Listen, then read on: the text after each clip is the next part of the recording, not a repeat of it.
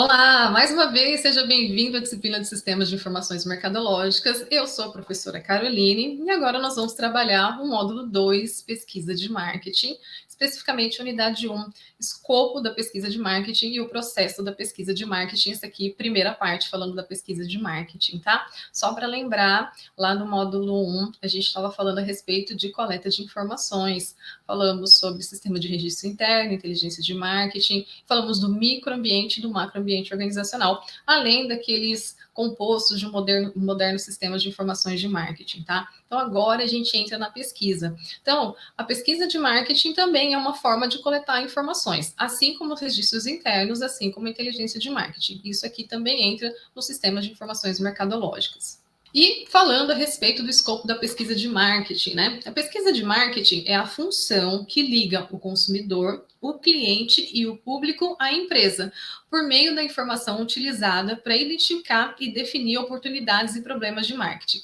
Lembrando que a informação é muito importante, principalmente no processo de tomada de decisão da empresa, né?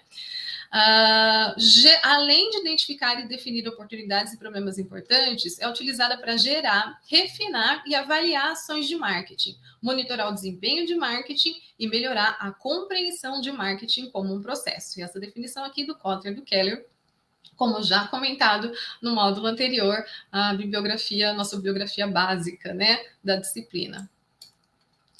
Bom, monitorar o ambiente de marketing e adquirir conhecimentos específicos sobre o mercado é uma das funções aí da pesquisa de marketing. Os bons profissionais acabam interpretando o desempenho passado e planejam as atividades futuras, buscando as informações oportunas, precisas e práticas sobre consumidores, sobre concorrentes, sobre as suas marcas. É muito importante descobrir a visão do consumidor, lançar produtos de forma bem sucedida ou impulsionar o crescimento de uma marca. Então, a pesquisa de marketing vem ajudar a fazer tudo isso, a ajudar a elaborar, né, um plano de marketing. Quem faz pesquisa de marketing? Pergunta interessante.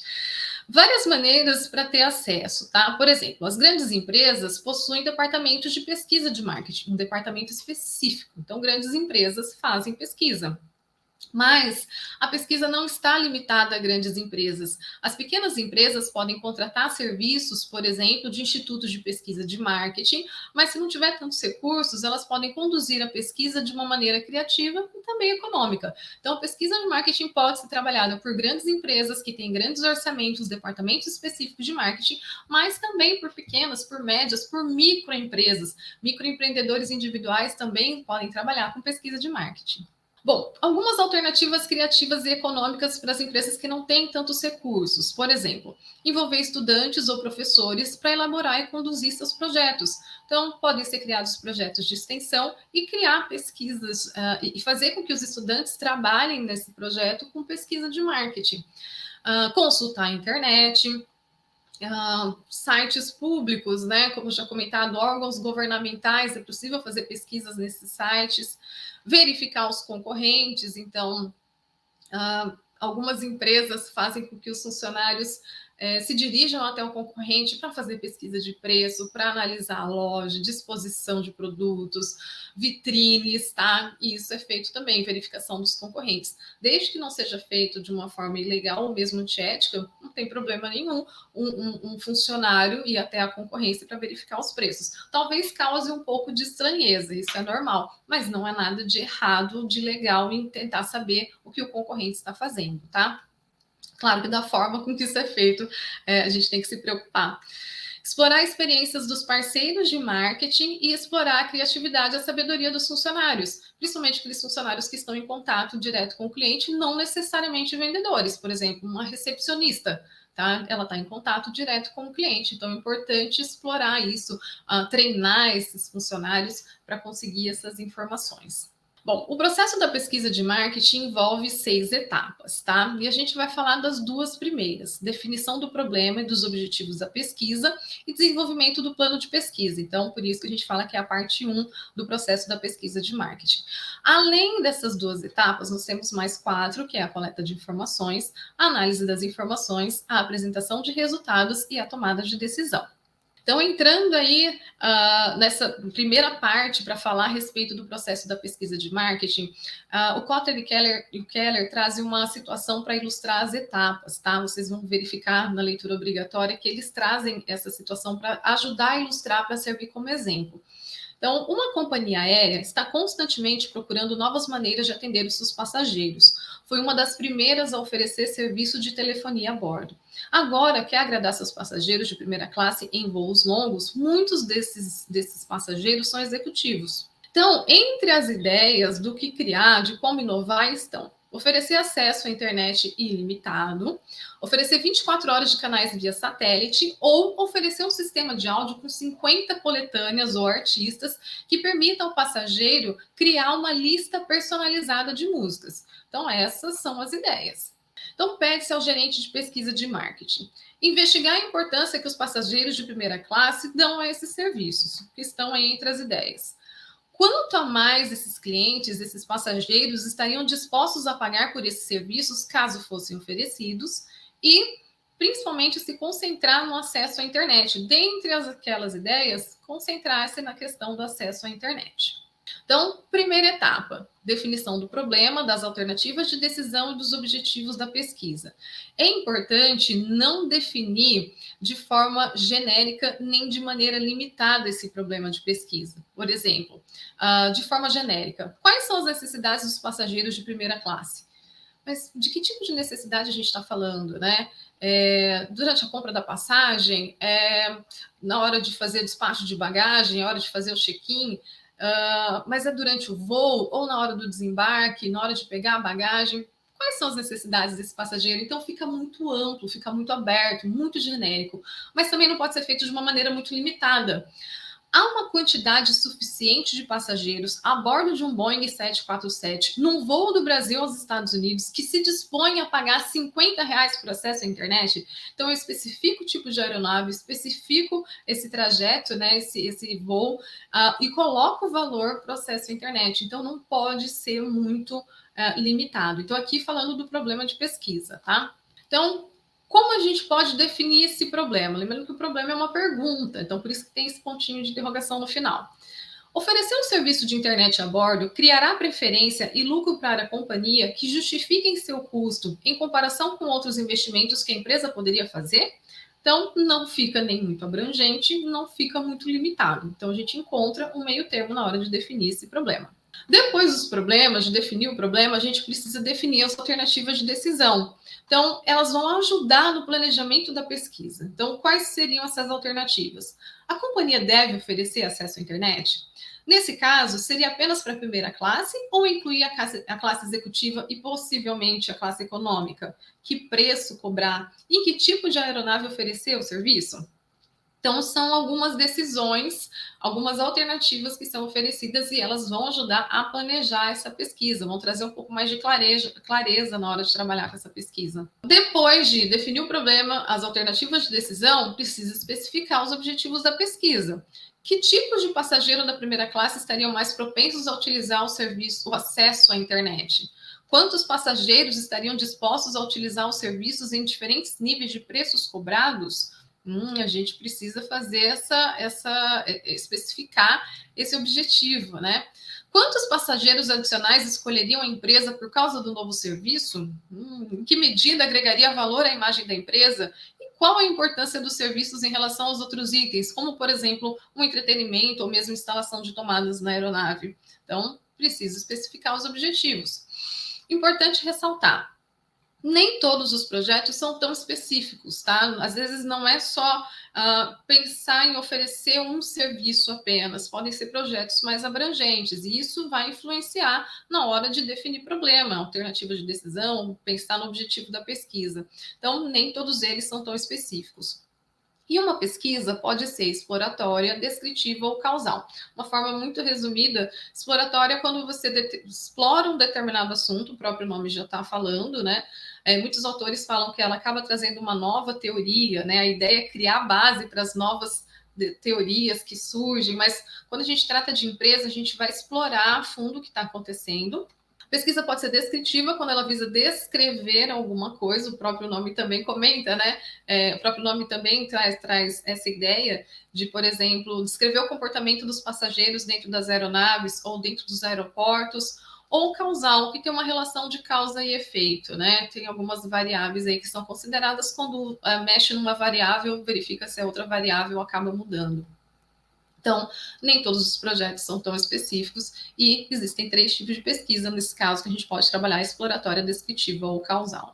Saindo da primeira etapa, nós partimos para a segunda, desenvolvimento do plano de pesquisa. Então, para elaborar um plano de pesquisa, a gente precisa tomar algumas decisões, como, por exemplo, fontes de dados, as abordagens de pesquisa, os instrumentos de pesquisa, os planos de amostragem e os métodos de contato. Então, aqui a gente vai falar desses 3 primeiros, tá? Fontes de dados, abordagens de pesquisas e abordagens de pesquisa e instrumentos de pesquisa. A respeito das fontes de dados, temos os dados primários e os dados secundários. Os dados primários são os dados novos que vão ser coletados para uma finalidade específica ou para um projeto específico de pesquisa.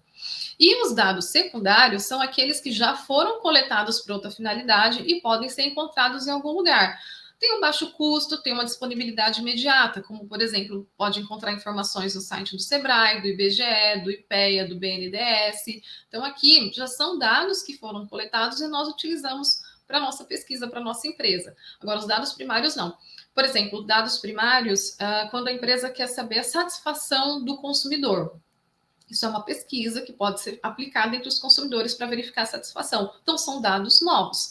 Agora, eu quero, por exemplo, como eu já tinha comentado, né, site do IBGE, a renda da população. Então, essa pesquisa já existe, os dados já existem. Então, nós utilizamos esses dados secundários para trazer mais informações para as nossas empresas. Sobre as abordagens de pesquisa, então nós temos alguns tipos aqui. Por exemplo, pesquisa por observação. Reúne dados novos observando pessoas e cenários relevantes. Então, o próprio nome está falando. O pesquisador vai observar pessoas, vai observar cenários, comportamentos, ambientes. Então, isso é chamado de pesquisa por observação.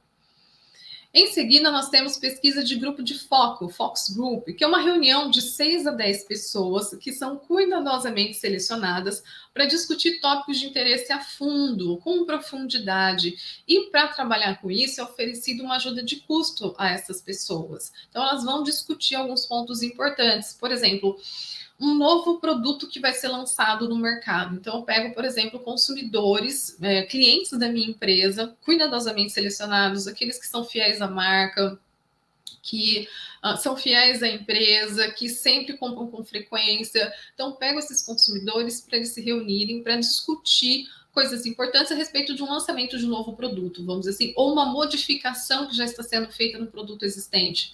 Então, pode ser utilizada a pesquisa de grupo de foco para isso, tá?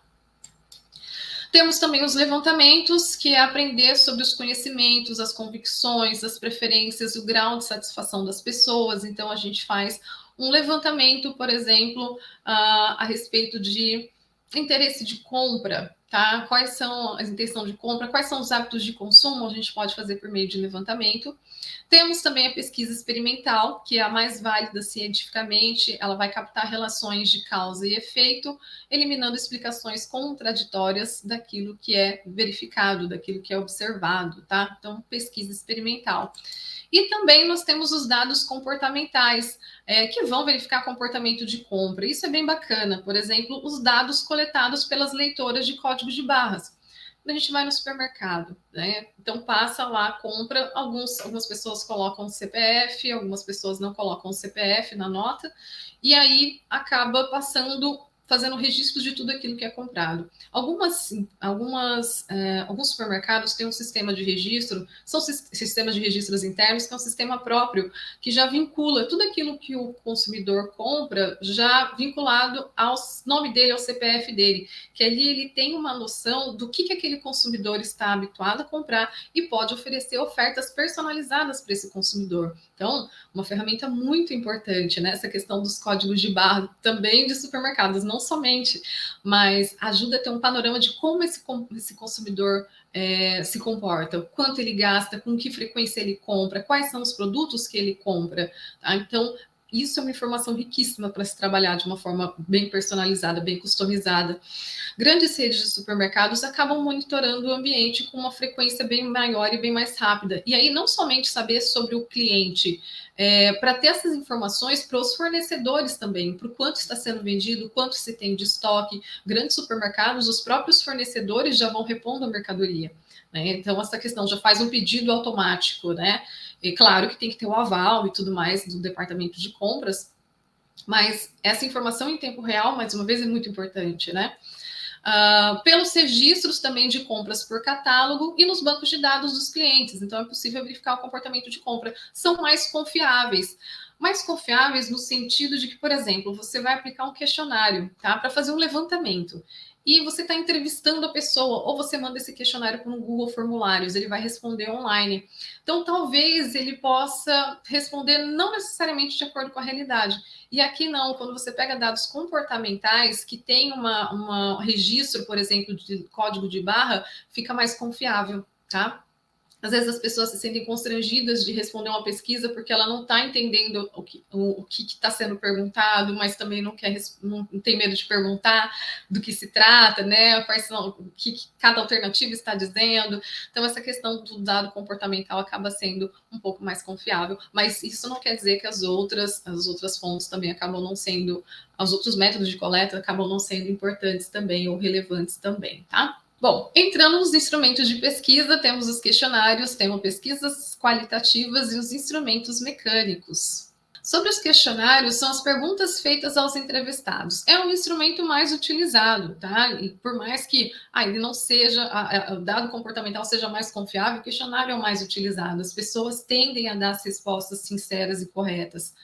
Então, devem ser desenvolvidos, testados e aperfeiçoados antes de serem aplicados em larga escala. Então, se um estudante vai aplicar um questionário para fazer uma pesquisa de mercado, antes dele ir para o mercado fazer essa pesquisa, é importante fazer esse teste, desenvolver, fazer o teste. Essa pergunta aqui ficou um pouco duvidosa, essa pergunta está gerando dúvidas também, né? Ficou um pouco duvidosa, dá sensação de dar mais de 2 ou 3 respostas, então não ficou tão clara. Então é interessante aperfeiçoar e testar e aperfeiçoar antes de ser aplicada no mercado, tá? Importante, a maneira como a pergunta é feita pode influenciar a resposta. Então, um pesquisador precisa estar muito bem treinado, muito bem preparado para fazer a pergunta. Por exemplo, entonação de voz, né? Você recicla o lixo da sua casa? Ou você separa o lixo reciclável na sua casa? É uma pergunta. Ou você separa o lixo reciclável da sua casa?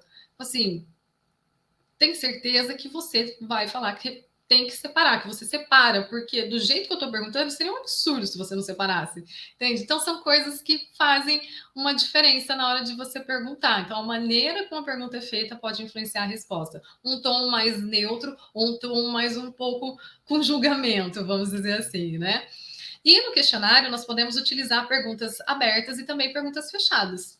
Então, falando das perguntas abertas e fechadas, começando com as perguntas fechadas, tá?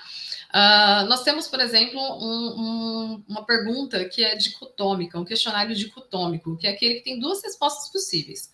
Então, para programar esta viagem, você ligou pessoalmente para a companhia? Sim ou não? 2 respostas possíveis, tá? Também de pergunta fechada, nós temos o questionário de múltipla escolha, que dá uma ou mais respostas possíveis, né? O respondente pode selecionar apenas uma ou mais respostas de acordo com aquilo que o pesquisador orientar. Então, por exemplo, com quem você está viajando?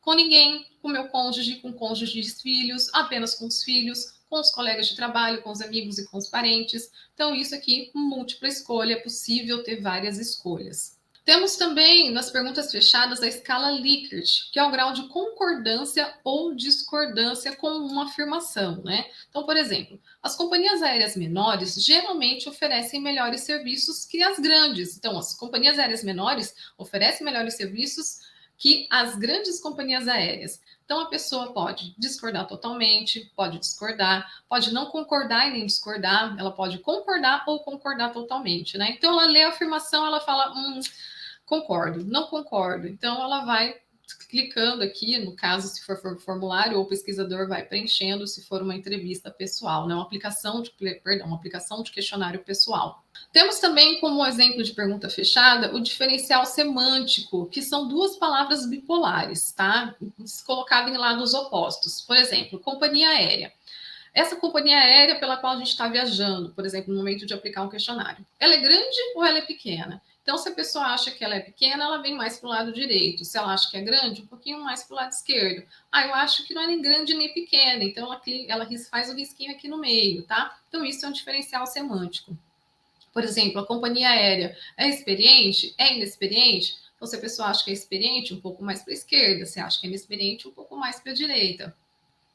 Companhia aérea é moderna? É antiquada? Mesma coisa, de acordo com o que a pessoa acredita, ela vai fazer o risquinho ao longo aqui do tracejado para escolher a melhor resposta. Além dessa questão do diferencial semântico, temos também a escala de importância, que mede a importância de um dado atributo. Por exemplo, para mim, a comida servida a bordo é extremamente importante, muito importante, de alguma importância, pouco importante ou totalmente sem importância. Então, aqui entram a escala de importância que a pessoa vai verificar. A gente oferece aqui uma variável e ela classifica de acordo com a importância que ela dá para aquela variável. Pergunta fechada, nós também temos a escala de classificação, que classifica algum atributo de excelente a ruim. Então, vamos lá. A comida servida a bordo é excelente, muito boa, boa, razoável ou ruim. Então, a pessoa classifica de acordo com o que ela acredita ser verdadeiro para ela. Pergunta fechada também na escala de intenção de compra. Descreve a intenção de compra do entrevistado. Então, vamos lá.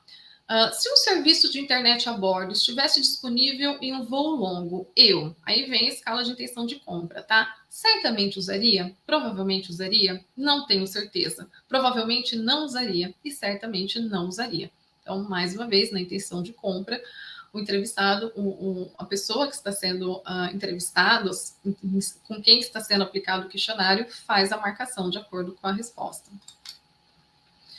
Aí, saindo das perguntas fechadas, passamos para as perguntas abertas, tá?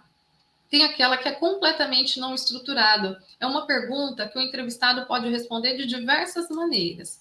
Então, qual a sua opinião sobre essa companhia aérea, por exemplo? A pergunta fica aberta e ele pode responder da forma que ele achar melhor. Então, ele vai falar sobre o serviço de bordo da companhia aérea. Ok. Ele vai falar sobre as aeronaves da companhia aérea. Ok. A gente quer saber de uma forma aberta qual a opinião desse passageiro, vamos dizer assim, tá?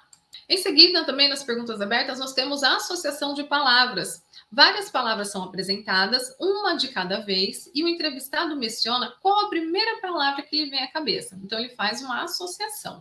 Então, por exemplo, qual a primeira palavra que lhe vem à mente quando ouve?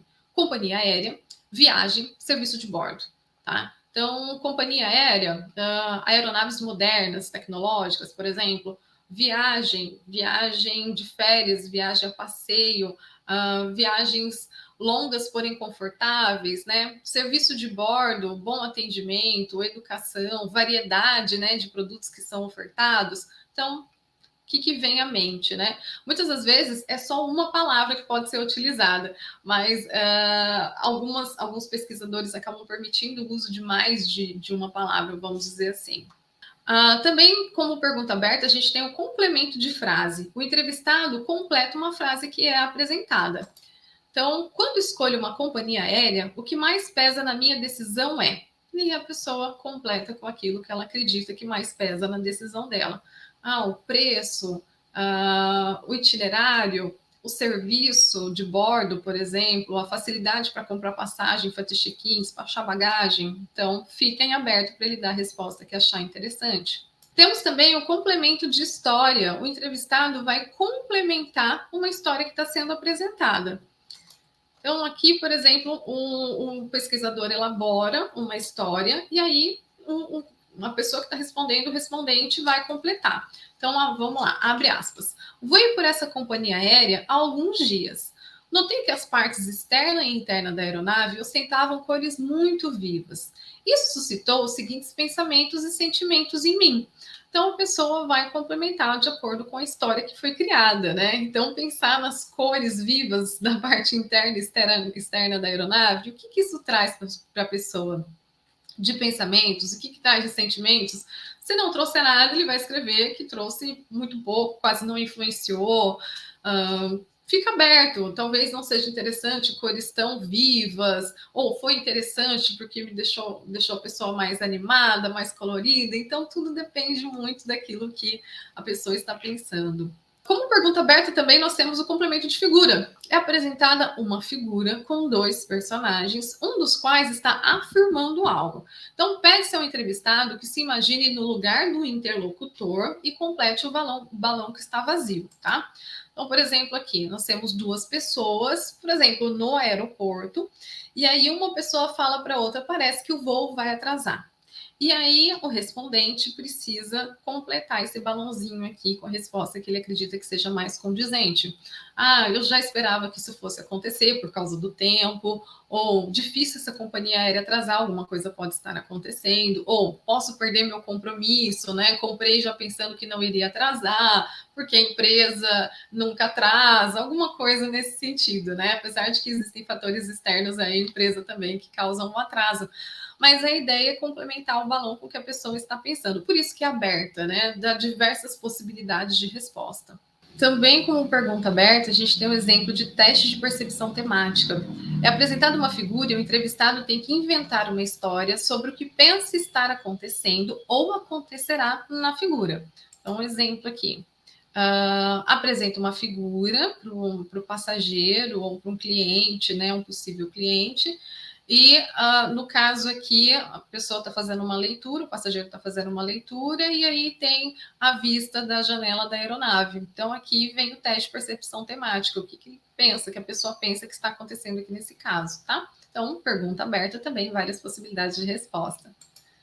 Então, falando ainda dos instrumentos de pesquisa, saindo dos questionários e entrando na pesquisa qualitativa, tá? Então, as ações do consumidor nem sempre correspondem às respostas dadas por eles nos levantamentos, e isso acontece com uma certa frequência, né? Às vezes a pessoa não está disposta a participar daquela pesquisa naquele momento, então pode dar respostas de qualquer forma.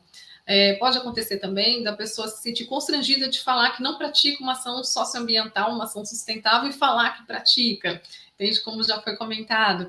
Ou, por exemplo, existem alguns produtos que são muito mais conhecidos pela marca do que o produto em si, pelas suas marcas, né? Então, por exemplo, eu vou usar amido de milho para fazer um bolo, né? Amido de milho misturado com farinha, então não fala amido de milho. Eu vou usar palha de aço para esfregar o chão, a pia, alguma coisa assim. Até então, arear as panelas, né? Quando não tinha tanta panela antiaderente. Ou vou utilizar hastes flexíveis com pontas de algodão para limpar a orelha, tá? Então, normalmente são marcas que são mais conhecidas do que com os produtos. Então, a pessoa responde que ela usa aquela marca quando ela está falando a respeito de um produto, e na realidade ela compra outra, tá? Então, isso pode acabar acontecendo.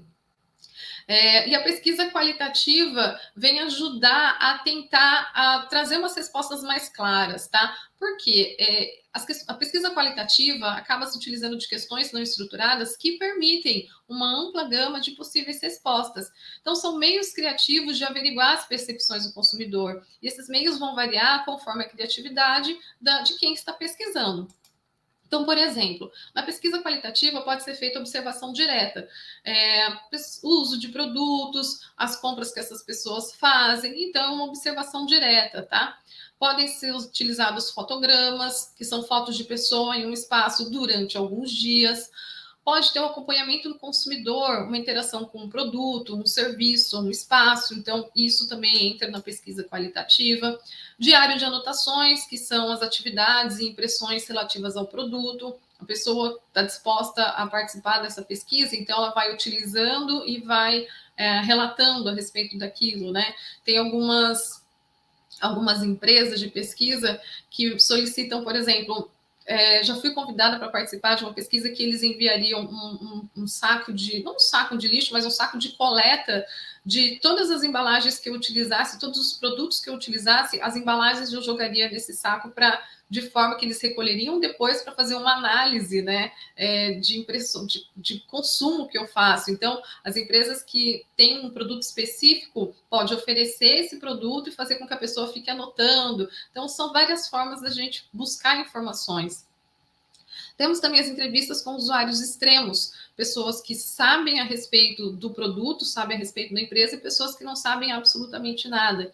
Temos as análises de narrativa, que são as experiências do consumo, e os grupos não focados, trazer diversas pessoas para discutir a respeito de um produto, de um lançamento da empresa, de ações que essa empresa pratica. Tem algumas desvantagens também na pesquisa qualitativa, tá? Então, algumas percepções, se são muito profundas, elas precisam ser atenuadas, porque provém de amostragens muito pequenas. A gente não pode generalizar, tá? O que eu investigo em uma empresa, por exemplo, eu não posso generalizar para outras empresas. O que eu investigo no ambiente, eu não posso generalizar para todos os ambientes.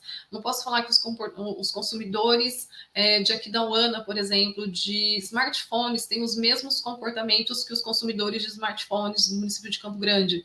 Entende? Então, não posso generalizar. As amostras são normalmente muito pequenas. Não dá para entrevistar tanta gente. As pesquisas qualitativas são tanto mais demoradas e maiores para serem realizadas, né? Pode haver também problemas de interpretação, dada a natureza qualitativa dos dados. Então, é importante fazer um registro, quando faz a pesquisa, fazer o registro, já fazer as anotações posteriores dessa interpretação dos dados, porque a pessoa pode, o próprio pesquisador pode acabar enviesando a pesquisa. Falando aí dos instrumentos de pesquisa, depois do questionário da pesquisa qualitativa, a gente entra nos instrumentos mecânicos. São os instrumentos utilizados para fazer pesquisa, mas eles já são menos utilizados, tá? Mas também se usam. Por exemplo, os galvanômetros, que medem os interesses ou as emoções das pessoas por um determinado produto, por uma determinada ação, por uma determinada empresa. Nós temos as câmeras oculares, que vão verificar os movimentos dos olhos quando são apresentados alguns produtos também. O audímetro nos aparelhos de TV e os GPS trabalhando com a questão dos outdoors, né? Hoje a gente tem os aplicativos de GPS, vamos dizer assim, que é um instrumento de pesquisa, por onde aquela pessoa anda, se esse aplicativo de GPS estiver ligado, onde essa pessoa para onde ela vai. Muitas das vezes, se a gente para, por exemplo, num semáforo e está perto da hora do almoço, vem uma propaganda no próprio aplicativo que fala, olha, hora do almoço, restaurante tal, ou posto de combustível mais próximo, posto de combustível mais próximo. Então, eles trazem essas informações, eles vão verificando. É um instrumento de pesquisa também que é utilizado, traz informação em tempo real, bem bacana e bem importante. Então, finalizando aqui com as referências, tá, que nós utilizamos, Kotler e Keller sempre mencionado, né, da nossa bibliografia básica da disciplina. Então, a gente falou do processo de pesquisa e das etapas, primeira parte dessa etapa de pesquisa. Que a pesquisa também é uma fonte de coleta de informações para a empresa. Mais uma vez, informações são muito importantes, principalmente, além de outras coisas, mas principalmente o processo de tomada de decisão. Então, essa pesquisa a gente pode fazer tanto no ambiente interno da organização, com os registros internos, tanto quanto o ambiente externo, né, com sistemas de inteligência de marketing, e aí a gente monitora o ambiente de marketing. Lembrando que a gente sempre tem as atividades para serem feitas e material de leitura obrigatória e material de leitura complementar.